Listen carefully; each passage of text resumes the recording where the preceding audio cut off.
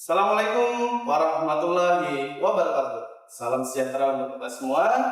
Perkenalkan, saya Heru Miftahudin, dosen Fakultas Ilmu Keolahragaan dan Kesehatan Universitas Negeri Jakarta pada program studi kepelatihan cabangan olahraga.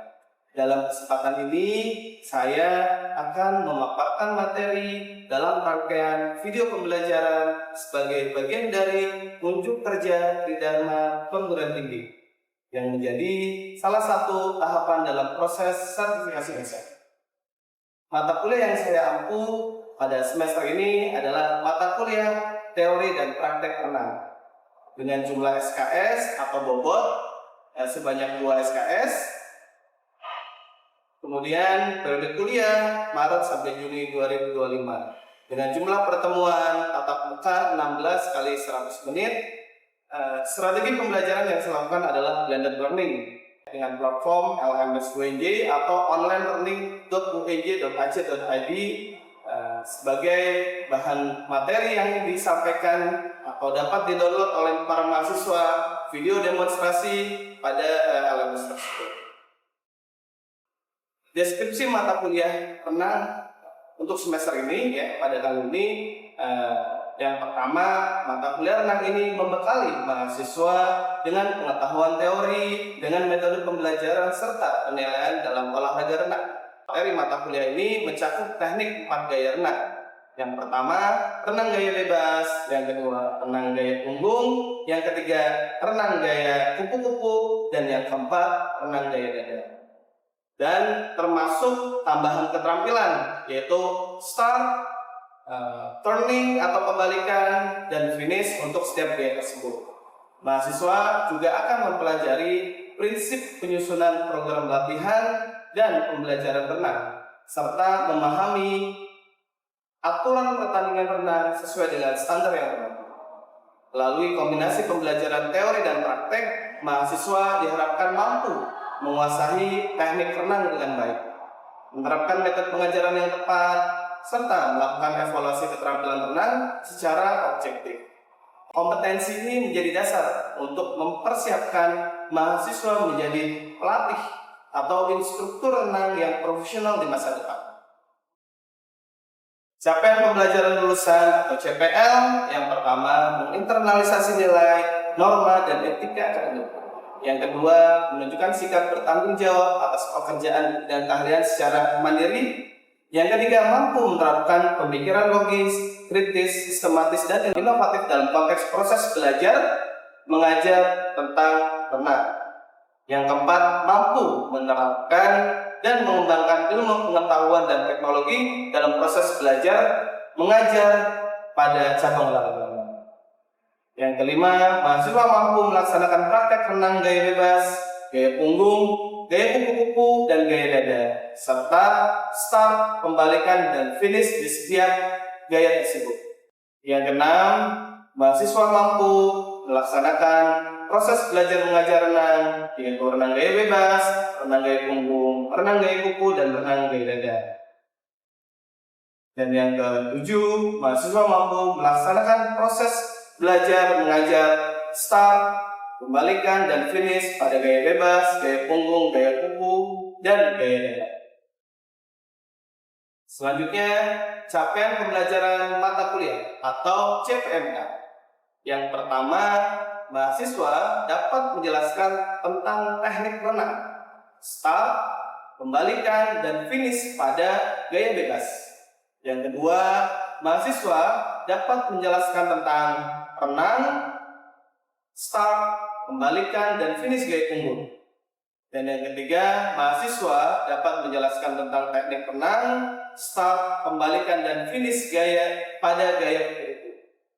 Dan yang keempat, mahasiswa dapat menjelaskan tentang teknik renang, start, pembalikan, dan finish gaya dada. Yang kelima, mahasiswa dapat menjelaskan tentang start, pembalikan, dan finish renang pada gaya ganti, yaitu kombinasi antara renang gaya kupu, punggung, dada, dan bebas.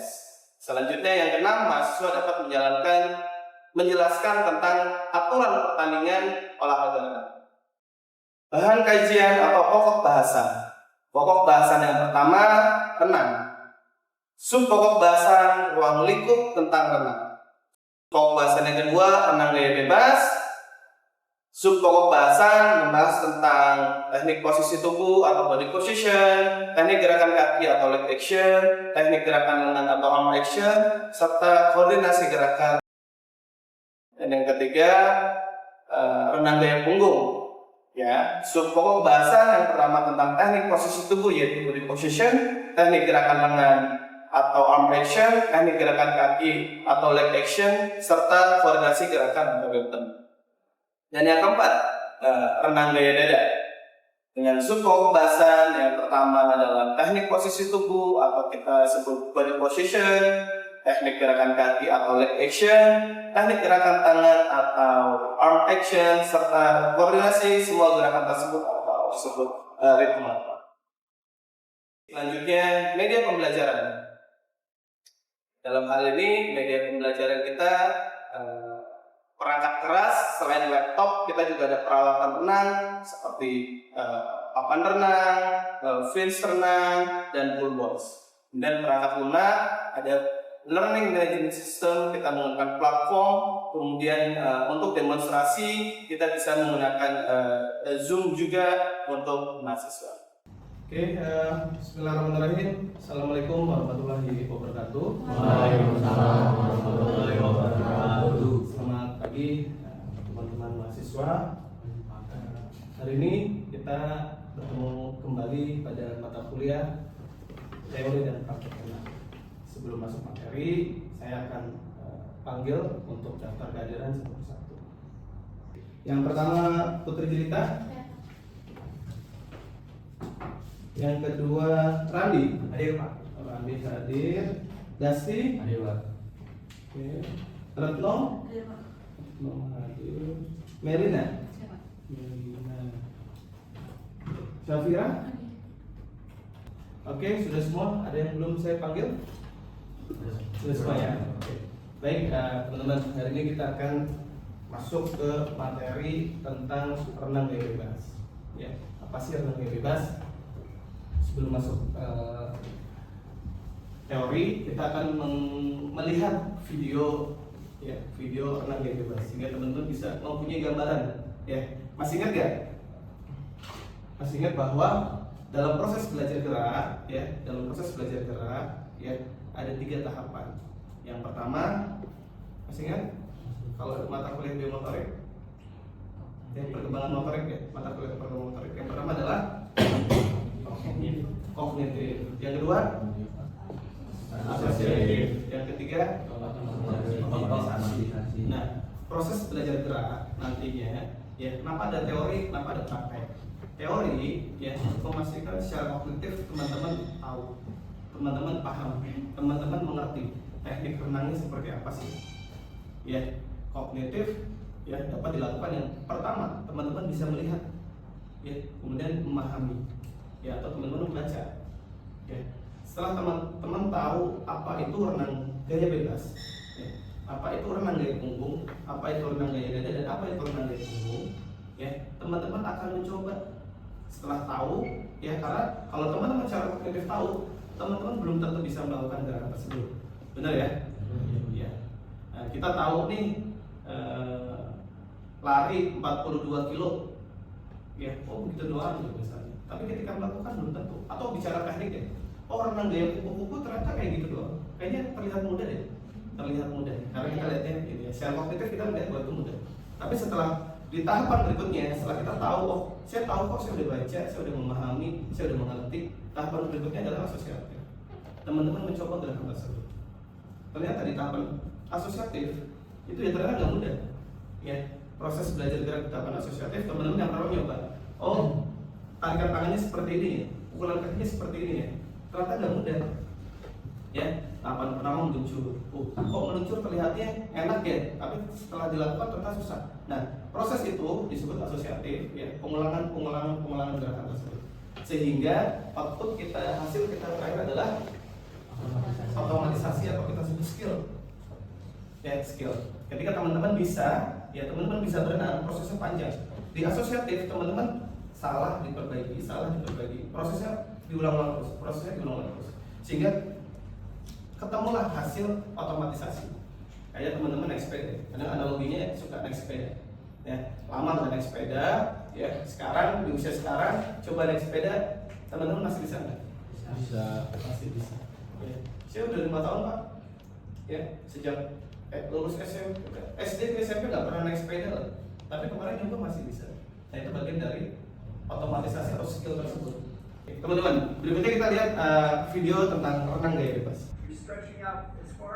Oke, teman-teman bisa lihat bahwa yang pertama adalah kita kemarin belajar di pertemuan kedua tentang body position, ya di body position.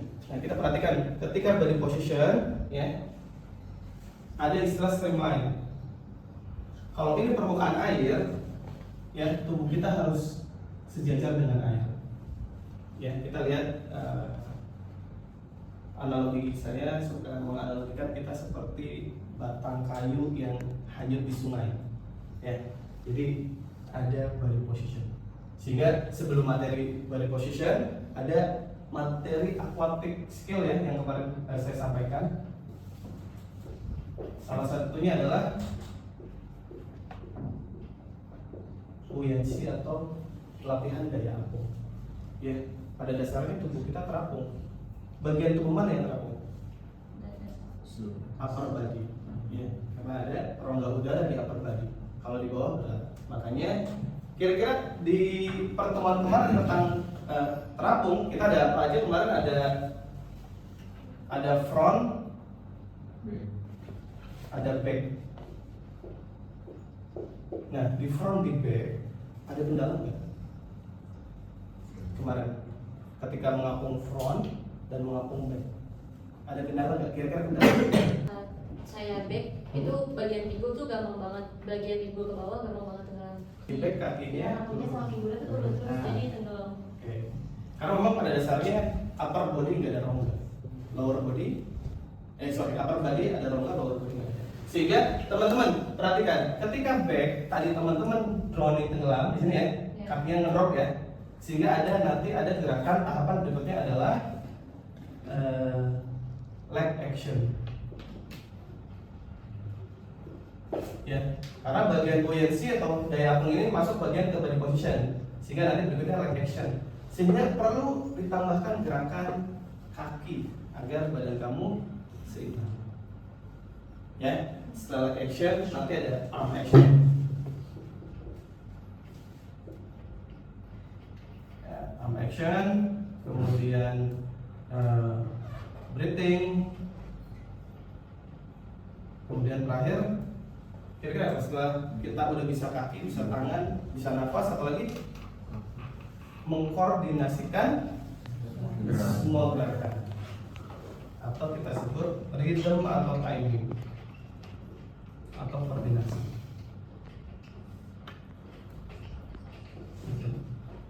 Oke, teman-teman, materi kita masih gaya bebas. Ya, di pertemuan awal-awal ini kita akan membahas pertemuan tentang gaya bebas. Di pertemuan 1 sampai dengan 4 kita akan membahas tentang gaya bebas.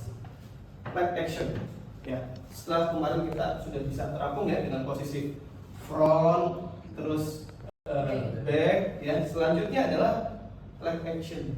Kita tahu bahwa renang gaya bebas ya, gerakannya lihat di video ya. Ada gerakan flutter kick atau gerakan mengunting. Oke ya, gerakan mengunting. Oke, selanjutnya di arm action nanti ada gerakan. Kalau saya suka sebut kamu baca mantra biar gak lupa. Mantranya apa? Ada entry, ada catch, ada pull, ada push, setelah itu recovery. Entry, catch, pull, push, recovery. Entry, catch, pull, push, recovery. Entry itu tangan masuk. Catch itu kira-kira apa catch? Menangkap apa yang kita tangkap? Air. Setelah itu kita tarik, kemudian dorong ke belakang. Setelah itu kenapa disebut recovery fase ini? Kenapa fase di atas disebutnya fase recovery? Karena kembali lagi ke awal. Terus apa? karena nggak ada beban. Oke, karena nggak ada beban.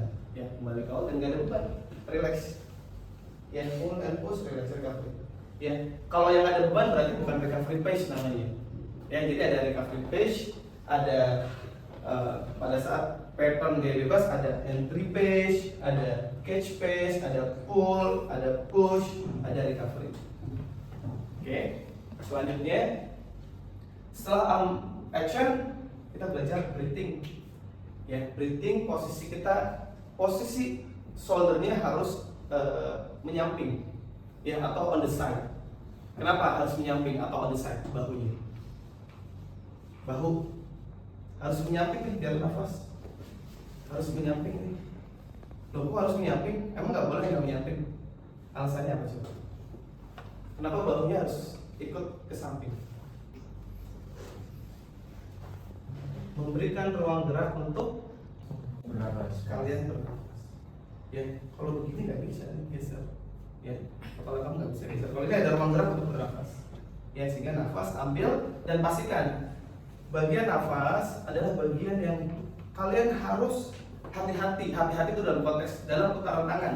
Jangan sampai keduluan, jangan sampai kecepatan dengan putaran tangan ini. Karena kalau keduluan kalian jadi tekniknya berantakan, cenderung nanti kemasukan air. Ya, kalau kecepatan pun nggak dapat udara karena kecipratan air mukanya. Jadi pastikan ketika catch, pull, push, nah itu langsung nafas, kemudian ambil langsung masuk. Oke, breathing. Ada tanya? Ya. Kenapa ya kalau saya lagi breathing gitu Pak, setiap beres itu badan saya itu pasti tenggelam terus Pak. Oke. Ketika nafas tenggelam untuk pemula, biasanya karena timingnya belum baik, ya, mereka cenderung berhenti ketika menggerakkan kaki. Jadi kalian berenang nih, berenang pas nafas, ini berhenti, lupa kakinya, jadi turun. Oke, sampai sini ada pertanyaan nggak tentang renang gaya bebas dan renang gaya punggung? Ya, Pak. Kalau misalnya lagi kaki gitu, kadang bingung mana yang bener, kayak misalnya terlalu lurus atau ditekuk dari lutut. Karena biasanya kalau dari lutut itu kan badan kita tenggelam yang bawahnya.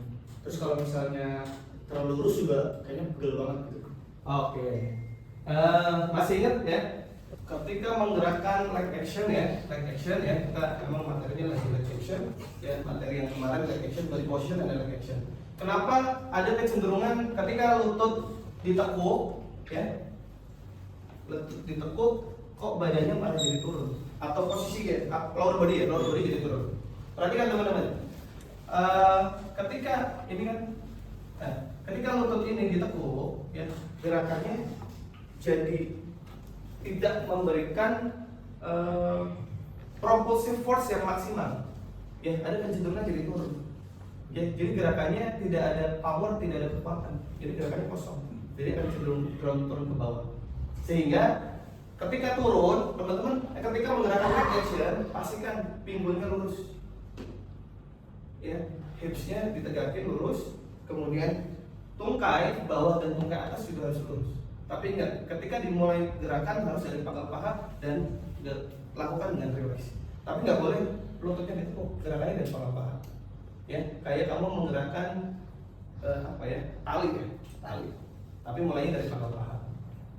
Jadi semoga materi ini bermanfaat dan dapat segera kita aplikasikan di kolam renang. Ya, saya rasa cukup untuk hari ini. Terima kasih.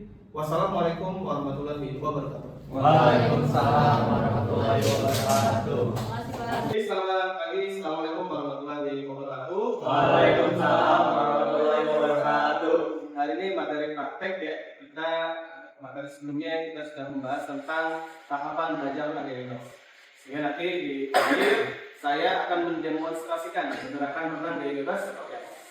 Selanjutnya saya akan mendemonstrasikan gerakan renang gaya bebas. Yang teman-teman bisa melihat cara saya melakukan gerakan renang, yaitu ada gerakan apa kemarin? Catch, pull, push, recovery, entry. Ya, entry. Kemudian gerakan kaki ada gerakan flutter. Oke ya.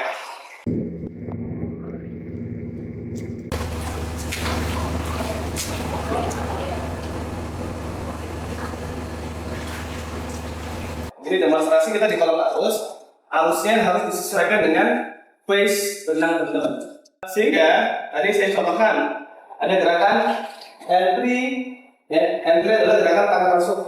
Kemudian gerakan pull atau catch and pull, ya, menarik, kemudian mendorong sampai ke belakang. Lalu selanjutnya recovery phase, pindah dan gerakan.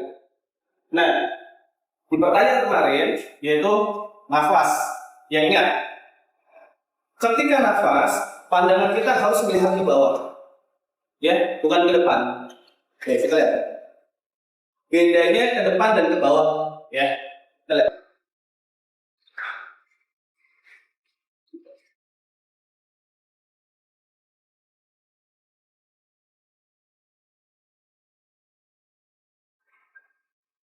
Ada yang bisa melihat perbedaan antara kepala melihat ke depan, kemudian nafas, dan kepala melihat ke bawah, kemudian nafas. Mana yang lebih baik atau bagus? Melihat ke depan atau ke samping? Atau pada dasar lantai atau pada dasar? Kenapa dasar? Ketika ke depan, airnya arusnya nggak pernah ke muka kita. Tapi kalau ke bawah, ketika melihat ke bawah, airnya arusnya lewat ke atas kita. Itu ya. Kemudian ketika melihat ke depan dan nafas, ada kecenderungan badan kita jadi posisinya ke bawah, hipsnya, jadi turun. Itu ya. Oke, selanjutnya saya akan mencoba menjelaskan atau mendemonstrasikan melalui salah satu mahasiswa. Seperti ini ya, perhatikan tangannya. Ya. Kenapa tangannya harus lancip seperti ini? Mengurangi resisten atau pembasan. Oke, kita coba ya. Ketika nendang, kepala masuk dan tangan, ya, tangan kamu di belakang telinga. Coba, tangan kamu sama. Oke, good. Oke, tangannya masuk dulu. Ya, coba. 1, 2, 3, go. Good. Oke, nah, kita coba jalankan arusnya biar dapat punya ada dorongan dari depan, ya, ada dorongan dari depan. Oke, let's go. So, ready? Yuk.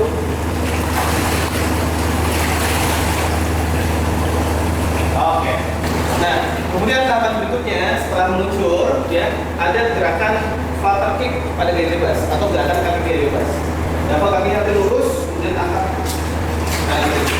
Tahapan yang mudah, ingat ya, dalam proses belajar gerak, ya, itu dari yang simple ke kompleks, dari mudah ke yang susah. Jadi teman-teman di awal, ya, nanti akan di kolom yang besar kita akan praktekkan seperti ini. Ya, selanjutnya akan seperti ini. Ya, posisi duduk dulu, kemudian posisi front, tapi teman-teman pegangan, ya, berpegang kepada dinding. Setelah itu teman-teman akan berenang sendiri, ya, atau menggunakan media papan. Oke, kita contohkan ke depan. Lurus tangannya, lurus kakinya, kemudian gerakan angkat kanan kiri, atas bawah.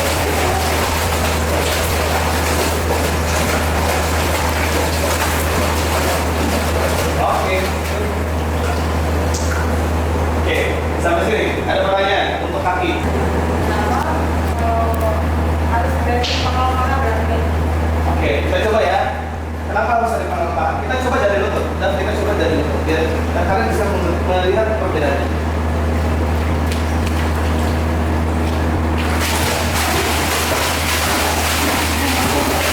Kalau gerakan dimulai dari lutut, ada kecenderungan gerakan akan tetap diam atau tidak memberikan force yang besar atau tenaga yang besar, sehingga tidak ada dorongan ke depannya, ya, karena jadi berdiri jalan aja, ya.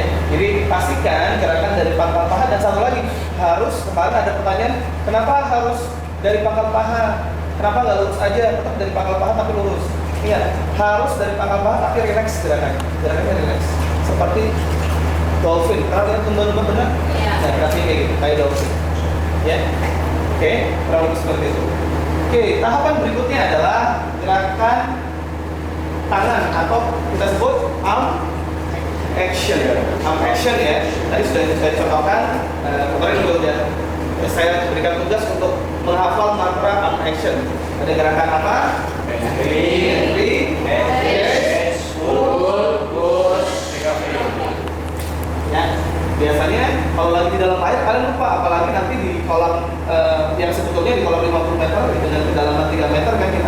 Ya itu jadi, aduh apa ya kemarin ya, sehingga hafalin aja dulu mantranya. Sehingga teman-teman pattern ya, pola gerakan ya, teman-teman benar. Ya, jadi ada dua pattern sebetulnya. Ada yang pattern namanya straight lurus, ya, pull and push lurus. Ada yang S, pattern tarikannya. Jadi entry ya, kemudian dibuang dulu case-nya jauh ke depan, kemudian tarik ke arah depan dada, kemudian dorong ke belakang. Guys, tapi yang terbaru kita menggunakan yang straight lurus. Oke, silakan dok, renang gaya bebas.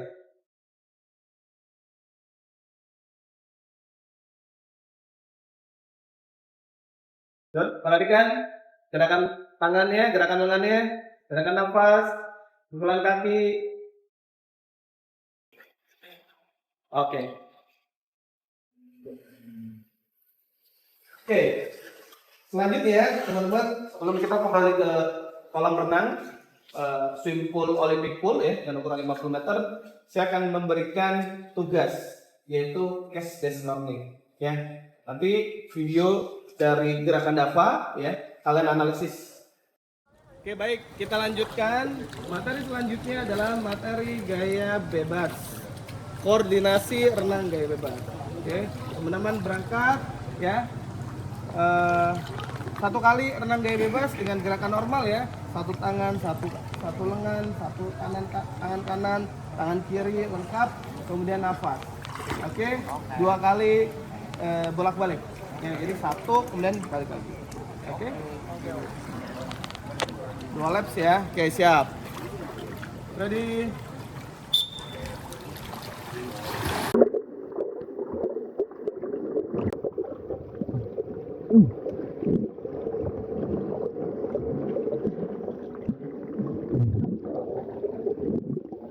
Pasti, kamu boleh nafas 1, 2, kamu nafas atau 3 stroke ya, 1 nafas. Kamu boleh hitung 1, 2, 3, kamu nafas. Kalau kamu tahan terus ya, nafas kamu jadi berat jadinya ya. Kemudian pastikan tangannya harus lurus ke depan. Ketika entry lurus dulu, baru cage ya. Oke, ada pertanyaan? Alia?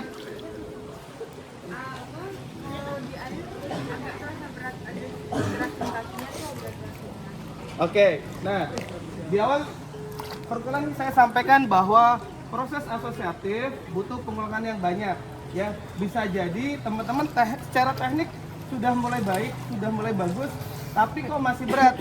Bisa jadi karena kurang terlatih, sehingga dalam perkuliahan kita 2 SKS tersebut ya ada tugas mandiri dan tugas struktur ya.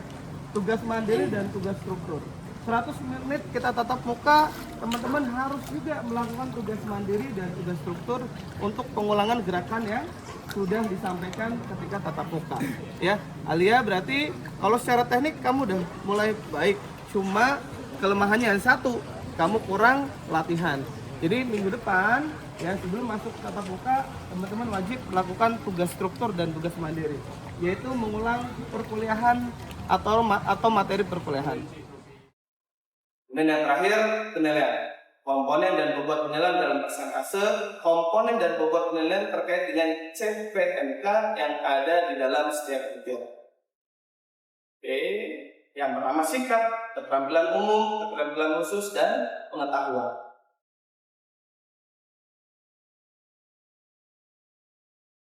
Demikian pengantar dari saya, semoga video pembelajaran ini dapat bermanfaat. Terima kasih atas perhatiannya, semoga sukses selalu. Wassalamualaikum warahmatullahi wabarakatuh.